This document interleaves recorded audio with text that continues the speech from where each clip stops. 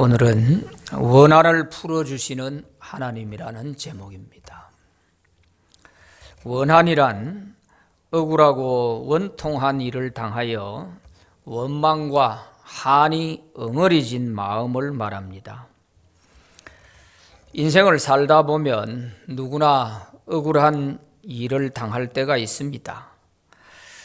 이것이 제대로 해결이 안 되고 마음의 엉어리로 남게 되면 이것이 원한이 되는 것입니다. 원한을 품게 되면 첫째는 자신의 건강을 해치게 되고 때로는 절망적인 생각으로 극단적 선택을 하기도 하는 것입니다. 또 한편으로는 복수심에 사로잡혀서 자신이 원수를 갚으려고 하다가 원수를 갚지도 못하고 자신의 인생만 망치고 마는 것을 볼 수 있습니다. 그래서 우리가 억울하고 원통한 일을 당했을 때에 이것이 원한으로까지 되지 않도록 지혜롭게 잘 풀어나가는 방법이 필요합니다. 특히 하나님을 믿는 성도로서 우리는 원한을 어떻게 풀어야 할까 하는 것입니다. 오늘 본문은 여기에 대해서 우리에게 잘 가르쳐 주고 있습니다. 첫째는 하나님께 기도하는 것입니다. 본문 7절, 8절 말씀에 보면 하물며 하나님께서 그 밤낮 부르짖는 택하신 자들의 원한을 풀어주지 아니하시겠느냐? 그들에게 오래 참으시겠느냐? 내가 너에게 이르노니 속히 그 원한을 풀어주시리라. 그러나 인자가 올 때에 세상에서 믿음을 보겠느냐 하시니라. 이렇게 말씀하십니다. 하나님은 밤낮 부르짖는 택하신 자들의 원한을 오래 참으시지도 않고 반드시 풀어주신다고 말씀하셨습니다. 내가 너희에게 이르노니 속히 그 원한을 풀어주시리라. 이렇게 말씀하십니다. 그러므로 성도는 원수에 대한 원한이 있을 때에는 내가 그 원수를 갚음으로 원한을 풀려고 하지 말고 원한을 풀어주실 하나님께 맡기고 기도하면 되는 것입니다. 하나님의 택함받은 성도의 원한은 하나님이 풀어주시겠다고 하시는데도 굳이 우리가 풀려고 할 이유가 없는 것입니다. 인간적인 감정을 다스리지 못해서 좋지 않은 방법으로 원한을 풀려고 하다가 오히려 돌이킬 수 없는 죄에 빠질 수가 있는 것입니다. 그러므로 성도는 하나님께 맡기고 기도하면 공의의 하나님께서 우리의 억울한 사정과 원통함을 가장 확실한 방법으로 잘 풀어주실 줄로 믿습니다. 우리가 믿는 하나님은 공의의 하나님이시잖아요.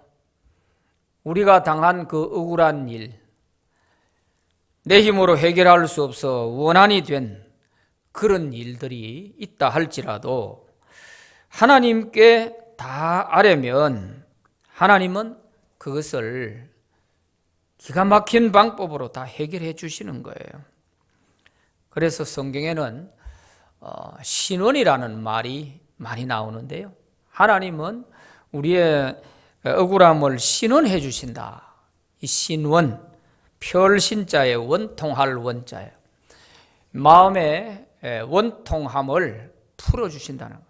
하나님은 우리의 이 억울한 사정과 원통함을 하나님이 다 풀어주신다는 거예요. 잠언 23장 11절 말씀에 보면 대저 그들의 구속자는 강하시니 그가 너를 대적하여 그들의 원한을 풀어주시리라. 그렇게 말씀하십니다. 하나님이 우리의 원한을 다 풀어주신다는 거예요. 그러므로 우리가 굳이 원한을 풀려고 하다가 결국 도리어 죄에 빠지는 그런 일이 없어야 되겠죠. 두 번째는 그러면 어떻게 기도할 것인가 하는 것입니다. 예수님은 한 과부의 비유를 통해서 우리가 어떻게 기도해야 할지를 잘 가르쳐 주고 있습니다. 오늘 본문은 특별히 예사로운 그냥 기도할 일이 있을 때 기도해라 그런 말씀이 아니고 특별히 우리의 마음에 원한이 있을 때 이런 기도를 어떻게 할 것이냐 하는 것입니다. 억울하고 원통한 일이 있을 때 이럴 때 우리가 어떻게 기도해야 되느냐 하는 그것이죠. 그래서 예를 들기를 어떤 도시에 하나님을 두려워하지 않고 사람을 무시하는 한 재판관이 있는데 억울한 일을 당한 한 과부가 자주 찾아가서 내 원수에 대한 원한을 풀어주소서 하고 간청을 했다는 것입니다.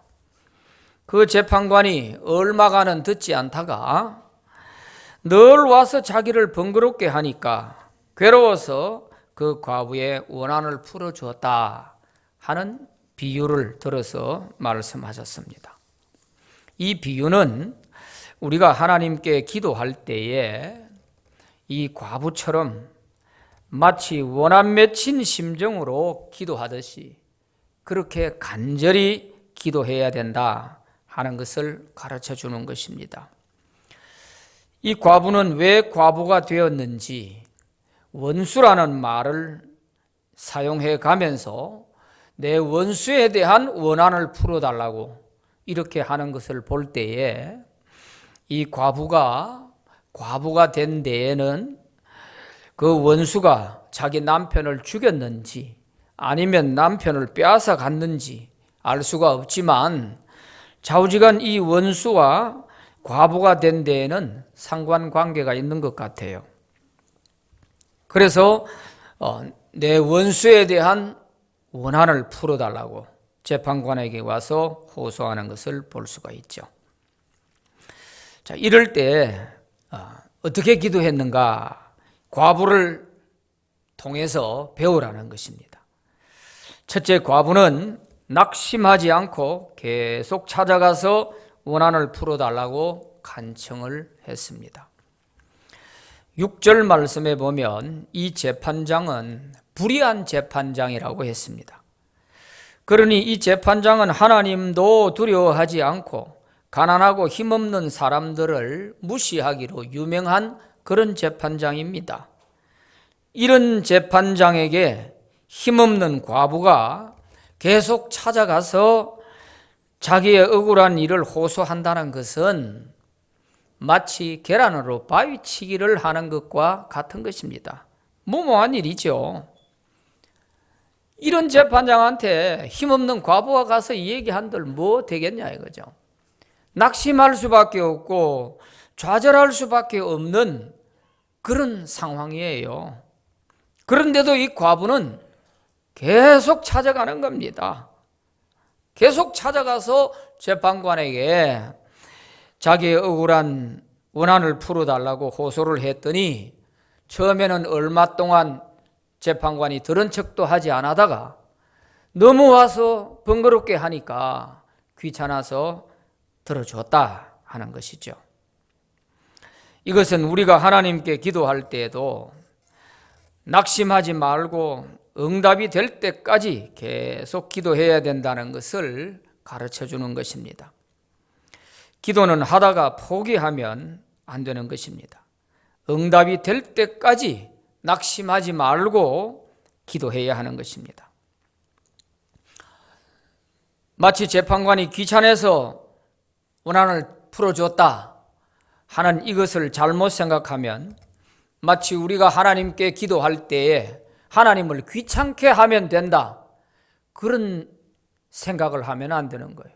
하나님을 귀찮게 해서 응답을 받아내라 그런 뜻이 아니고 낙심할 수밖에 없는 정말 계란으로 바위치기를 할 수밖에 없는 그런 상황, 절망할 수밖에 없는 그런 상황이지만 포기하지 않고 이 과부가 계속 찾아가서 간청하는 것처럼 내 상황이 절망적이고 너무너무 낙심이 되고 그런 상황이라 할지라도 포기하지 말고 계속 기도하라, 그런 말씀인 겁니다.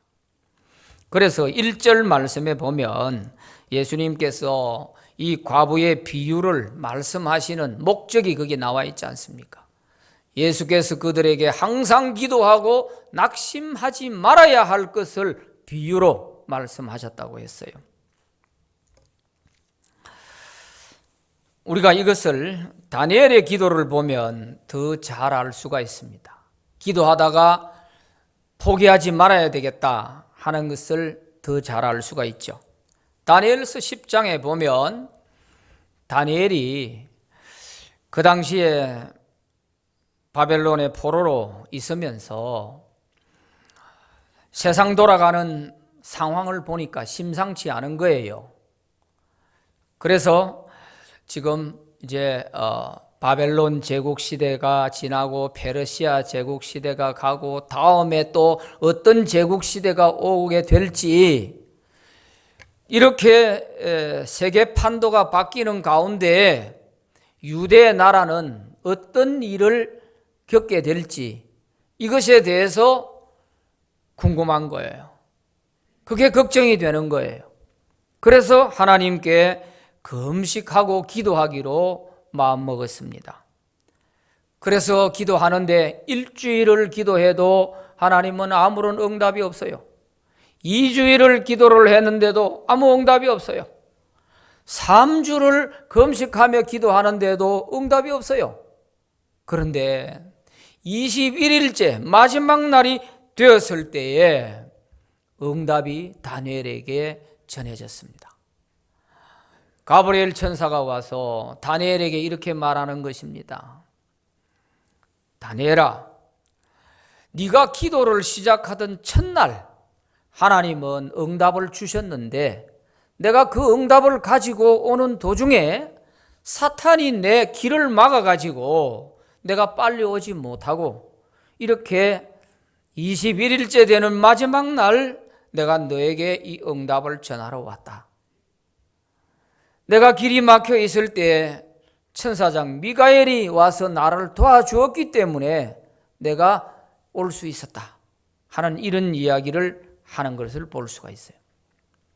이걸 보면 만약에 다니엘이 한 일주일, 2주일 금식기도 하다가 응답이 없다고 아이고 이거는 털령갑다, 그냥 포기하자 하고 만약에 기도를 중간에 포기해버렸더라면 응답을 받을 수 있었겠습니까? 못 받았을 거 아니에요. 끝까지 응답이 올 때까지 다니엘이 기도했기 때문에 응답받을 수 있었던 거 아니에요. 우리가 하나님께 응답받는데 이것이 그냥 자연스럽게 되리라고 생각하면 안 돼요. 기도는 영적 전쟁입니다. 그래서 우리가 기도할 때 그 응답이 우리에게 전해질 때까지는요, 사탄이 수단과 방법을 가리지 않고 우리로 하여금 계속 기도하지 못하게 방해를 해요. 이걸 이겨내야 되는 것입니다. 그래야 우리가 응답을 받을 수가 있어요. 이처럼 기도는 포기하지 말고 응답 받을 때까지 기도해야 된다 하는 것을 이 과부의 기도를 통해서 배울 수가 있는 것이죠. 절망적이고 도무지 듣는지 안 듣는지 벽을 쳐다보고 얘기하는 것 같은 그런 낙심이 되는 때도 있었겠지만 과부는 포기하지 않고 계속 찾아가는 거예요. 찾아가서 내 원수에 대한 나의 원한을 풀어주소서 하면서 외치는 겁니다. 그래서 결국 응답을 받게 되지 않습니까? 두 번째, 과부는 확신하고 찾아가서 간청을 했습니다.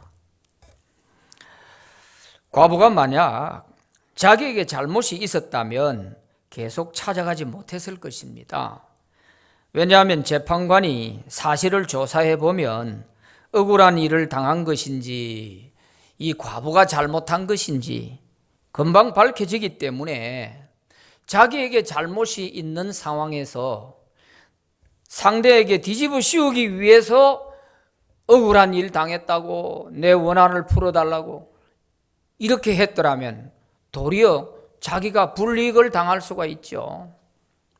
그러나 이 과부는 자신이 너무나 억울한 일을 당했기 때문에 재판관이 한 번만 살펴봐 주면 분명히 내가 이것은 승리할 수 있다 하는 확신을 가지고 있었기 때문에 계속 찾아갈 수가 있었던 거예요.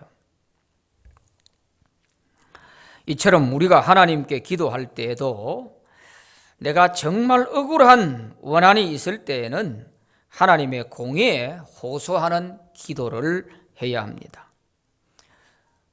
사람의 혈기로 원한을 풀려고 하지 말고 공의의 하나님께 내 억울한 사정을 하나님께 다 아뢰면 되는 것이죠. 왜냐하면 하나님은 죄인의 기도를 듣지 않으시기 때문입니다.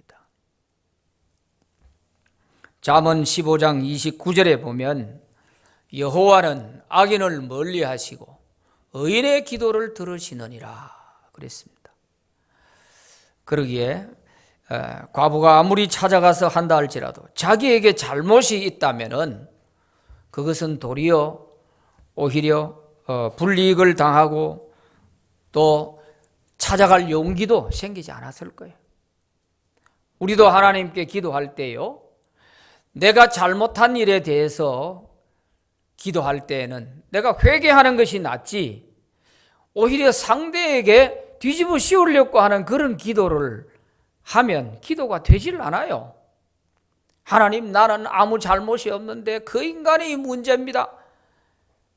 곰곰이 생각해 보면 다 내 문제예요. 그런 기도는 해도 응답이 안 될 뿐만 아니라 내가 기도가 계속 되지도 않아요. 왜?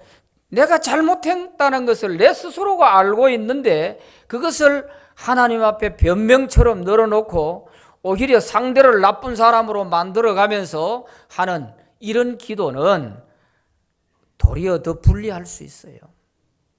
그래서 그나마 그래도 기도하면 하나님이 깨우쳐 주는 거예요. 니나 잘해라. 그리고 깨우쳐 주는 거예요. 그래서 우리는 항상 그 기도에 있어서는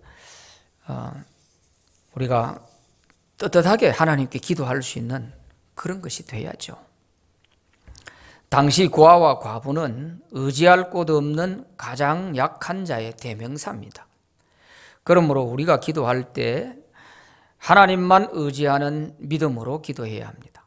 하나님만이 나의 이 억울한 원한을 풀어주실 수가 있습니다 하는 이런 믿음으로 기도해야 하는 것입니다. 그저 기도 좀 해보고 아니면 말고 이런 생각을 가지고 하는 기도는 하나님이 기뻐하지 않습니다. 유다나라 3대 임금이었던 아사 왕 때에 이디오피아 100만 군대가 유다나라를 쳐들어왔습니다. 유다나라의 국방력을 가지고는 이 100만 이디오피아 군대를 막아낼 수가 없어요. 그렇다고 나라를 통째로 내줄 수도 없잖아요. 그래서 이 아사 왕이 군사를 이끌고 그 100만 군대와 싸우러 나갑니다. 싸우러 전쟁터에 나가서 이 아사 왕이 하나님께 이렇게 기도를 합니다.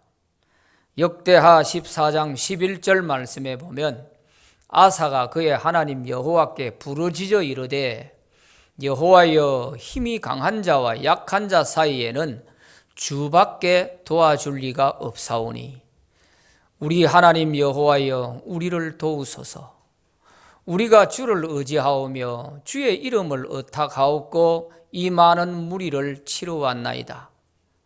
여호와여, 주는 우리 하나님이시오니 원하건대 사람이 주를 이기지 못하게 하옵소서. 이렇게 기도했습니다. 약한 자와 강한 자 사이에 우리를 도와주실 분은 하나님밖에 없습니다. 하나님이 도와주셔야 됩니다. 하나님의 이름을 의지하고 우리가 이 100만 군대와 싸우러 나왔습니다. 사람이 하나님을 이기지 못하게 해주세요. 이렇게 간절하게 기도했더니 하나님께서 이 전쟁에 개입하셔서 유대 군대 앞에서 100만 이디오피아 군대가 완전히 멸망을 당하고 물러가게 됐습니다. 이처럼 하나님을 전적으로 의지하는 사람의 기도를 하나님이 기쁘게 들어주시는 것입니다. 마치 과부가 나는 당신이 해결해 주지 않으면 어디가 해결할 길이 없습니다. 나에게는 백도 없고 힘도 없고 돈도 없고 아무것도 없습니다. 오직 당신이 내 이 억울한 원한을 풀어주세요. 이러면서 재판관에게 가서 간구를 하는 것처럼 이렇게 우리가 하나님께 기도할 때 이렇게 기도해야 된다 하는 것이죠. 세 번째는 사랑으로 원한을 푸는 것입니다. 원수에 대한 원한은 복수로 푸는 것이 아니라 사랑으로 푸는 것이 가장 좋은 방법입니다. 원수에 대한 복수는 또 다른 복수를 불러오기 때문에 사랑으로 원수를 갚는 것이 원한을 종결짓는 가장 좋은 방법이죠. 로마서 12장 19절부터 21절에 보면 우리 믿는 사람들이 명심해야 될 말씀이 있습니다. 내 사랑하는 자들아, 너희가 친히 원수를 갚지 말고 하나님의 진노하심에 맡기라. 기록되었으되 원수 갚는 것이 내게 있으니 내가 갚으리라고 주께서 말씀하시니라. 내 원수가 줄이거든 먹이고 목마르거든 마시게 하라. 그리함으로 네가 숯불을 그 머리에 사놓으리라. 악에게 지지 말고 선으로 악을 이기라. 그렇게 말씀하셨습니다. 우리 성도들은 원수를 내가 갚으려고 하면 안 된다는 거예요. 원수 갚는 것이 주님께 있다는 거예요. 하나님의 진노하심에 맡기고 너는 원수가 줄이면 먹을 것 주고 목이 말라 하면 마실 것 주어라. 그리하는 것이 오히려 그 원수 머리 꼭대기에 숯불을 올려놓는 것과 같다. 사랑으로 악을 이기라는 거예요. 선으로 악을 이겨라. 이거죠. 이게 우리 성도가 원수를 사랑으로 이기는 비결이에요. 그런데 내가 원수를 갚으려고 이 감정을 다스리지 못해가지고 하나님이 원수 갚는 것은 내게 있다고 했는데 하나님이 하실 일을 내가 하려고 원수 갚으려고 날뛰다가 원수를 갚지도 못하고 내 신세만 망치는 이런 어리석은 사람들이 얼마나 많은지 몰라요. 예수 믿는 사람은 이걸 알기라도 하지만 예수 안 믿는 사람들은 이걸 모르니까요. 그래서 보복 살인, 보복 범죄가 얼마나 많은지 몰라요. 이 근래에 일어나는 거 보세요. 스토킹 좀 했다 해가지고 신변 보호 신청을 했더니 여기에 앙심을 품고 찾아가가지고 죽여버리잖아요. 그냥 가족을 다 죽여버려. 그냥 얼마나 무서운지 몰라요. 원수를 자기가 갚으려고 하니까 이런 세상이에요. 그런데 하물며 교회를 다니는 성도라고 하는 사람도 그런 생각을 가지고 그런 방법으로 원한을 풀려고 하면 되겠냔 말이에요. 그런 어리석은 사람도 있어요. 보면 또 신문에 한 번씩 날 때마다 보면은 또 교인들이 거기에 개입이 돼 있어. 참 안타까운 일이죠. 사울 왕은 다윗을 원수처럼 여기고 기회만 있으면 죽이려고 3,000명의 군사를 이리저리 끌고 다니면서 다윗이 나타났다 하면 끌고 가서 다윗 잡아 죽이려고 했어요.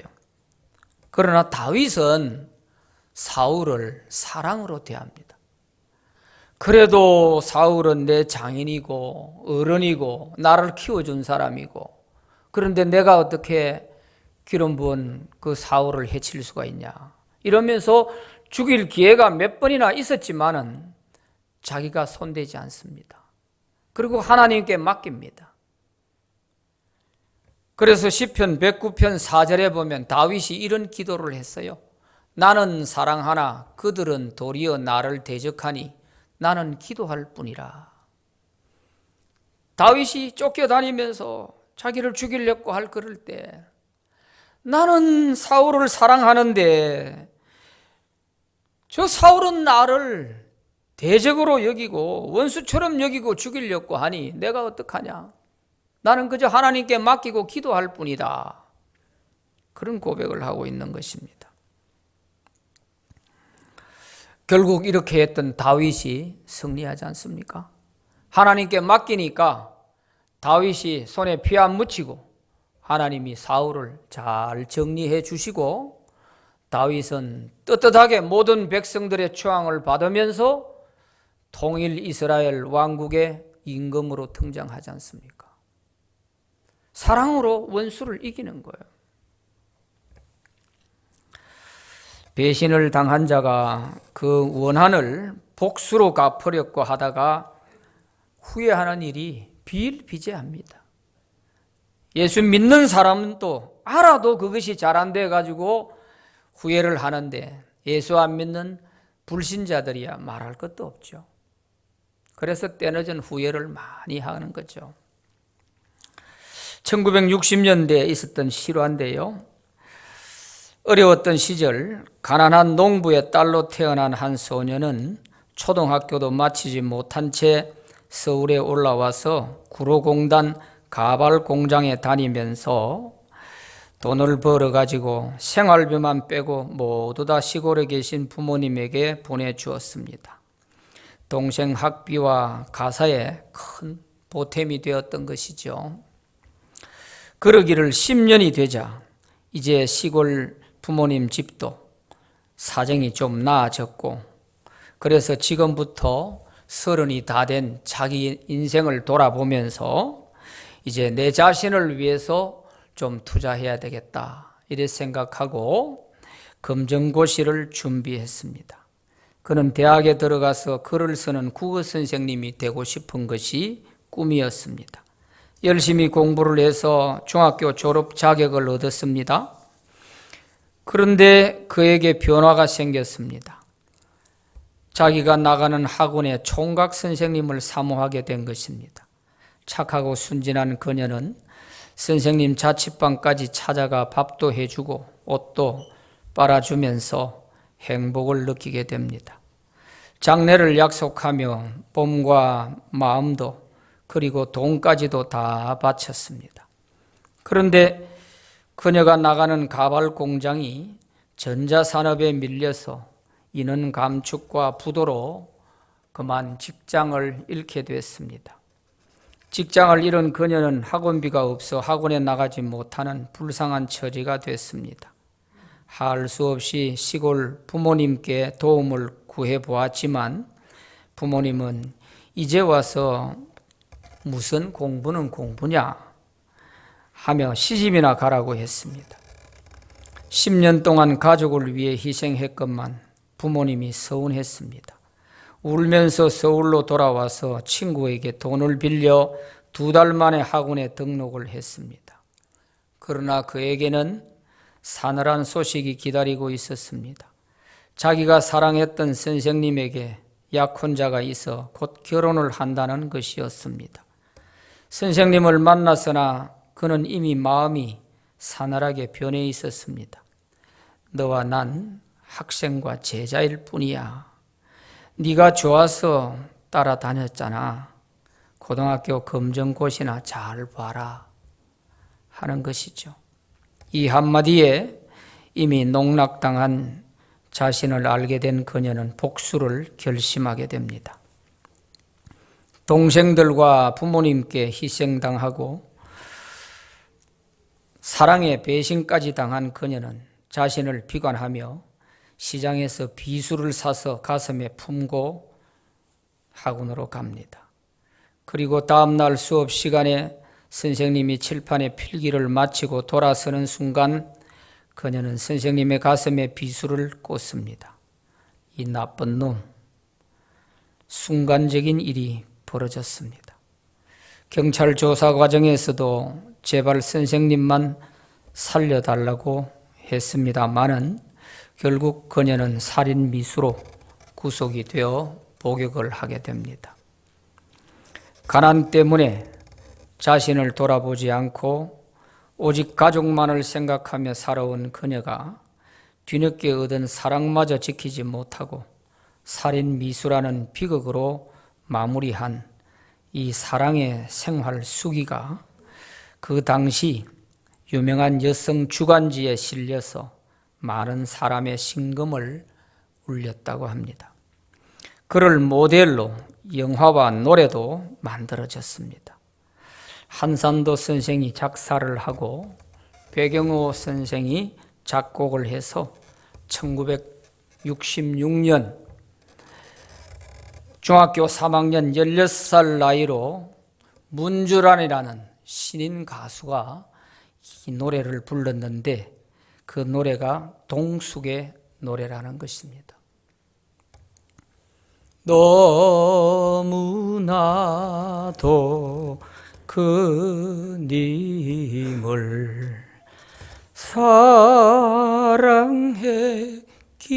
사랑했기에 그리움이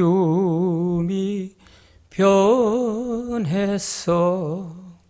사모친 미움 원한 맺힌 마음에 잘못 생각에 돌이킬 수 없는 죄 저질러 놓고 뉘우치면서 울어도 때는 너저리 때는 너저리